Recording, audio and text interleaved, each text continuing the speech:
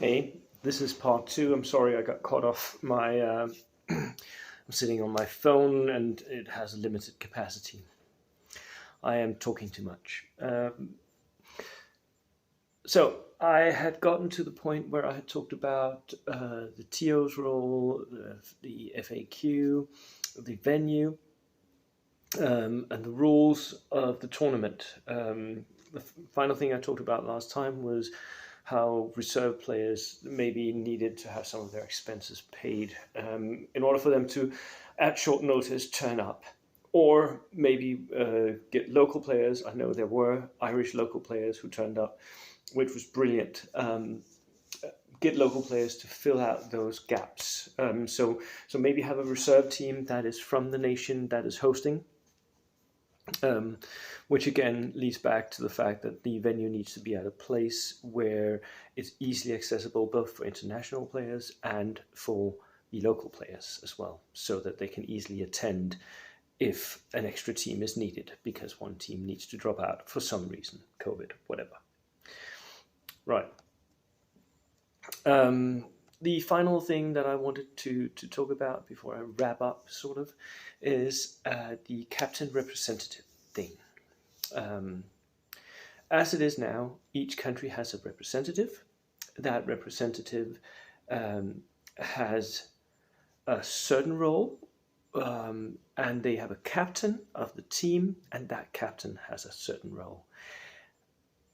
One of my main issues with that is that these roles are ill-defined and maybe even unnecessary.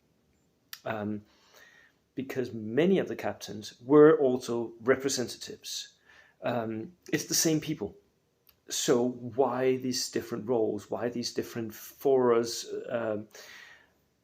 I'm even at a point where I'm not sure if I'm even on the representative page because I don't get any messages there from that page. So is that really necessary? Do we really need that? I can see the point of doing it. The point was to make certain that the representative is not the same as the captain, and that the representatives don't just pick their own mates to go every single time.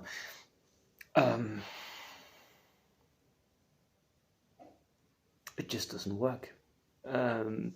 This sort of divide between representative and captains is just organizational bullshit, basically. It doesn't need to be there at all. I think the captains are the most important part. The representatives have nothing they need to do. There's also been some talk among the players at the WTC about whether or not we should make some sort of rules for how to pick teams. And I think this will be very, very difficult, if not to say impossible. Because the different nations participating have different issues.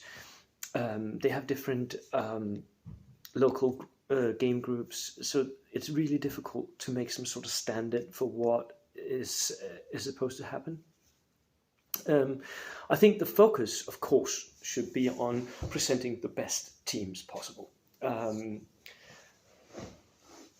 So that should be the focus. And in Denmark, I am doing ranking among the players who are interested.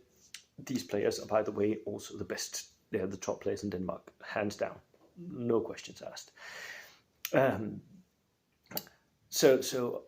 And I am ranking them. I'm noting down all their games every single time they go to a tournament, every single time they play against another competitive player.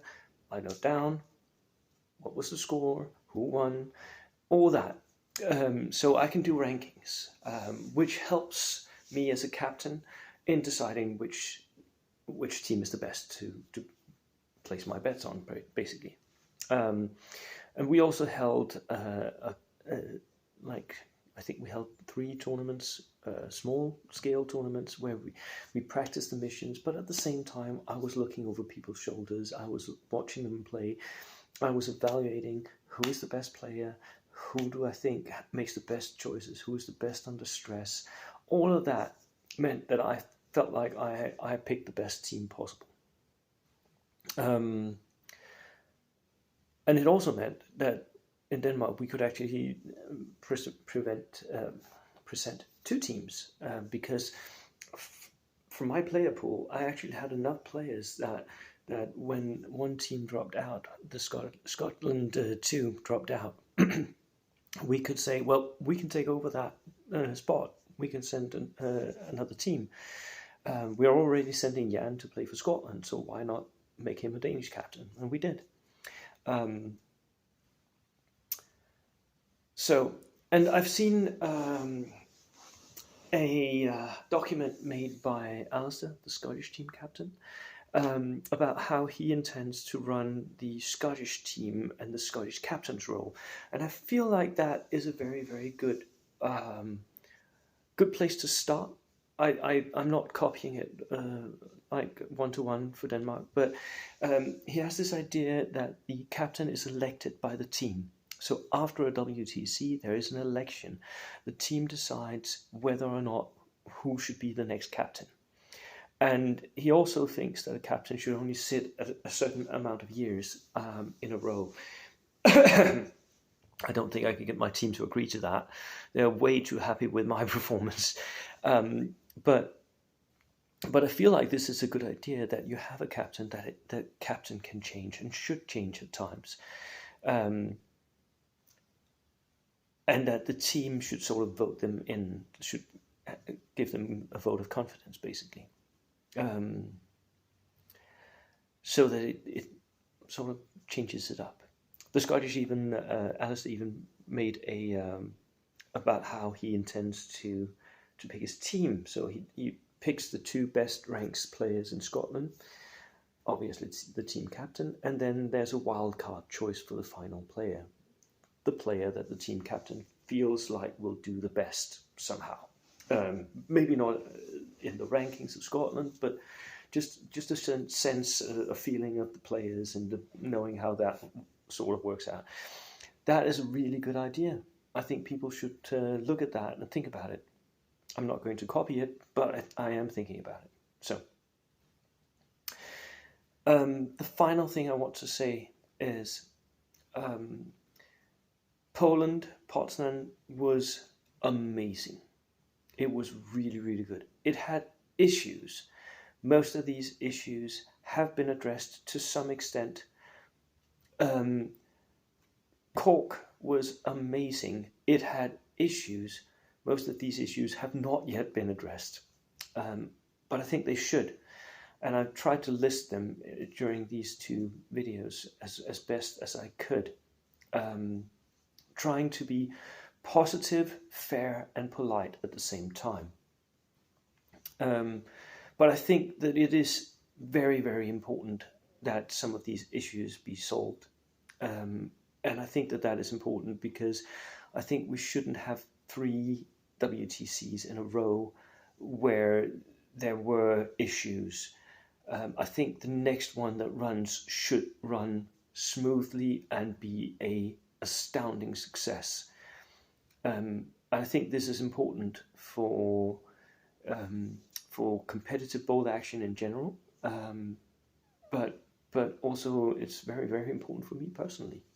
I want to win a fair and good bold action WTC. I want to compete in that. I want to do that, and I want it to be an experience that is not marred in any way by anything that could be interpreted as negative. So Craig, Paul, Dave, if you're listening to these videos, I hope you will. I know they take a long time. I know I go on. But that was my assessment of what needs to happen at the WTC. And I will end up by again saying thank you to the TOs for what they have achieved. I hope we can do even better next time. That was it. Thank you so much. Cheers.